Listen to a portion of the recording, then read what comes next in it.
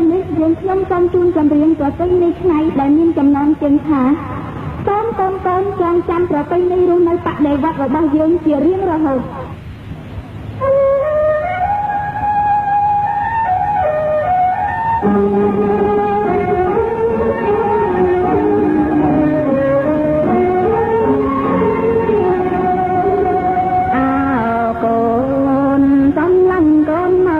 ម្ដាយពុំម៉ែបរិយាយត្រាប់ដល់មានใจសូមកូនចងចាំមួយជីវិតរំកាទៅពេលនេះបដិវត្តផងយើ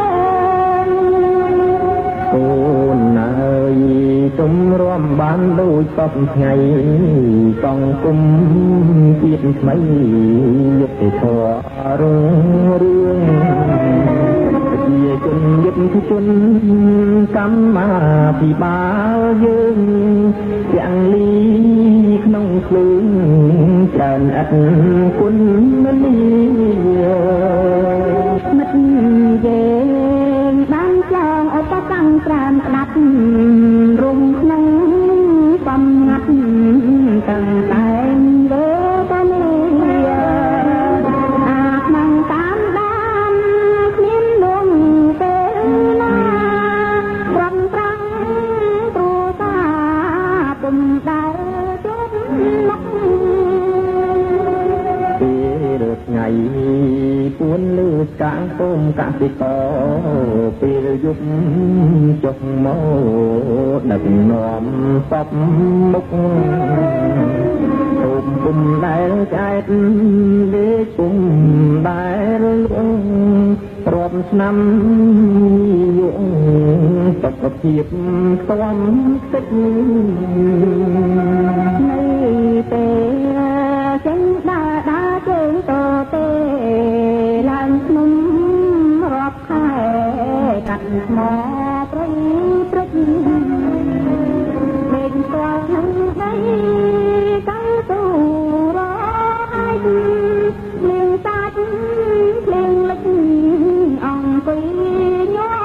ញ៉ាំក្រោយមកគឺបានលេងក្នុងអង្រឹងយកព្រៃស្ងាត់ឈឹងគឺផ្ទះសំណាក់ពន្លឺថ្ងៃចូលមិនដល់ងងឹតលុំជាងគ្រុនចាញ់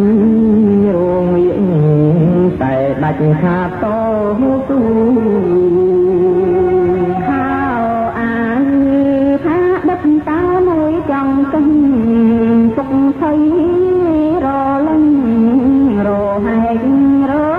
យោពេលបោកម្ដងអង្គទីចាំញោងត់ហើយស្លេងតចូលភូមិស្វាតាពេលខ្មាំងឡោមពាត់នេះរសាត្រូវដាច់ហូបក្ដួចគល់ជេសូមកូនចងចាំមួយជីវិតរំកាទៅពេលនេះបដិវត្តផងយើងអូនអើយទុំរួមបានដូចសពថ្ងៃសង្គមជាតិថ្មីយុទ្ធធររុងរឿងជាជនយុទ្ធជនកម្មាភិបាលយើងទាំងលីក្នុងភ្លើងច្រើនអត់គុណនីមិត្តយើងបានចងឧបកម្មប្រាំក្តាប់រុំក្នុងបំងាត់តាំងតែលើតនីពុំដែលចែកលេខពុំដែលលងរាប់ឆ្នាំយងសុខភាពស្គាំទឹក